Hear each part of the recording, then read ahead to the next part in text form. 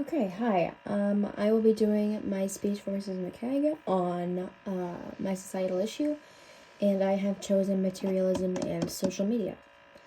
Okay, let's get started. Why do we put so much value into material objects? As if having the new Nike shoes or clothes is supposed to earn us some kind of recognition. Our generation's mindset of more equals better is conditioned through advertising and social media. Okay, so let's talk about social media's effect on materialism. First of all, everything on social media is quantitative, basically. So things like likes and retweets or favorites kind of give us some kind of feeling of like self-worth. So it's like if one type of Instagram post doesn't get as many likes as the next, you're like, obviously I did something wrong here. Like maybe I need to change it in some way. And that kind of can affect your self-esteem. The next type of way that social media can be affecting materialism is through hauls, reviews, and YouTube influencers.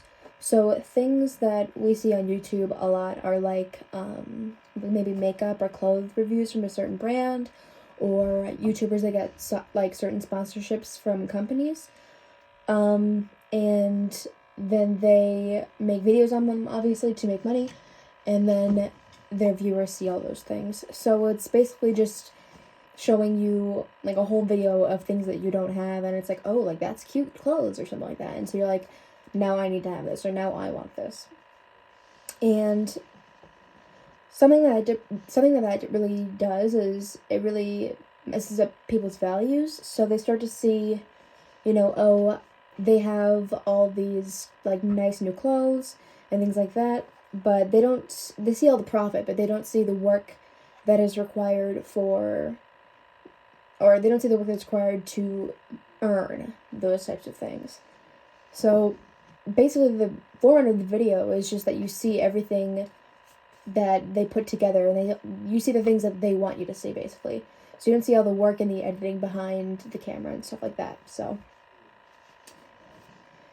and then you can also see large things from like YouTube families where they will like give tours of their houses and things, and so that can really make you feel bad about your things. You're like, oh, they have all this stuff. Is there something that I'm doing wrong?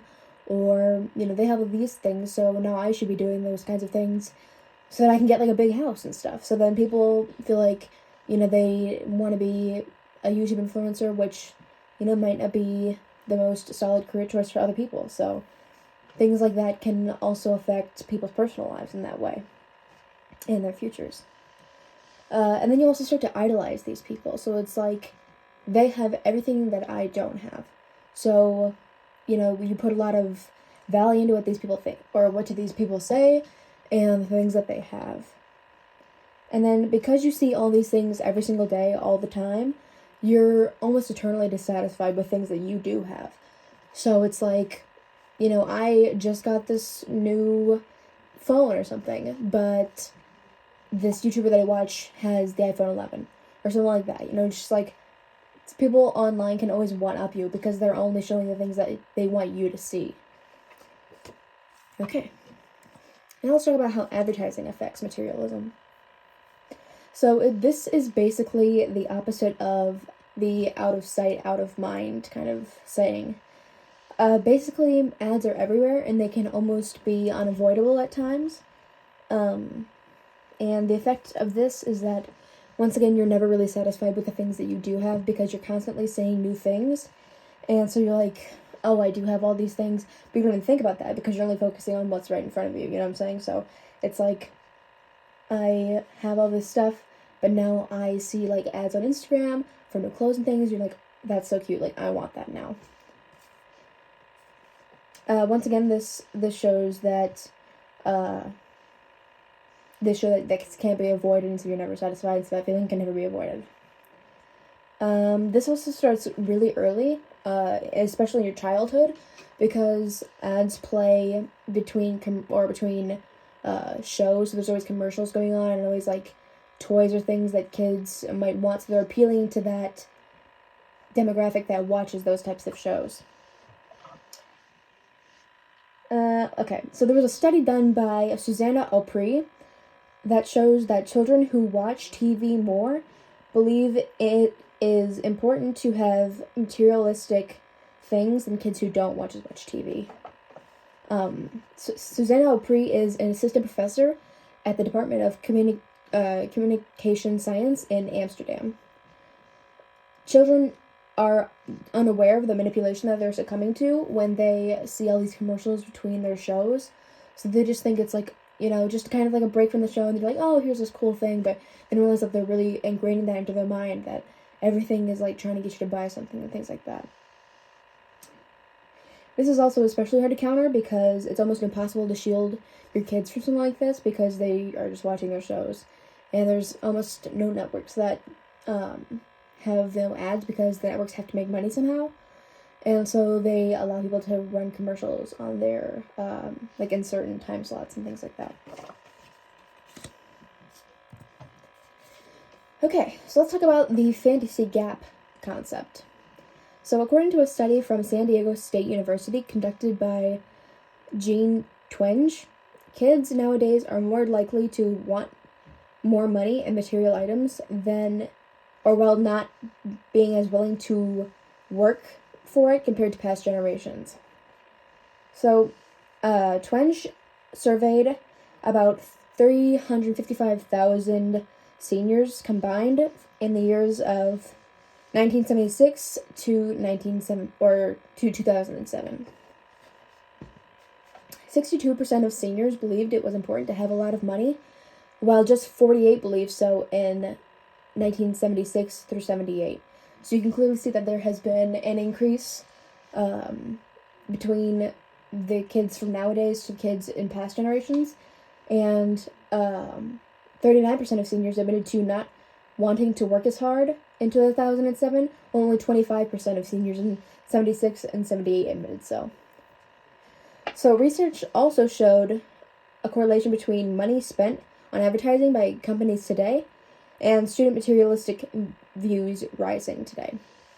So that comes back to our other hypothesis of, the ads are almost unavoidable, and so they're a large part in why people are becoming so materialistic nowadays. So you might be asking, why does this fantasy gap concept matter? Or why does any of this matter? It's just like, it's easy to say, this is just part of life, there's nothing I can do about it, so I just have to live with it and accept it, you know what I'm saying? But that doesn't necessarily have to be that way. It matters because placing such a high priority on money and items has showed strong links to depression and anxiety, according to past research that Twenge and her associates conducted. So this is obviously a big part as to why some people feel bad about the things that they have and feel like they need to either pressure themselves or pressure, say, their parents or something to get new things for them all the time. Let's talk about some solutions. Well, there's not really any set solution or how to really get rid of materialism in all, but there are simple changes in attitude that we can make, such as not everything you see has to be something that you need. So just stop placing value in items instead of your actions and your thoughts. So realize that not everything that you see on,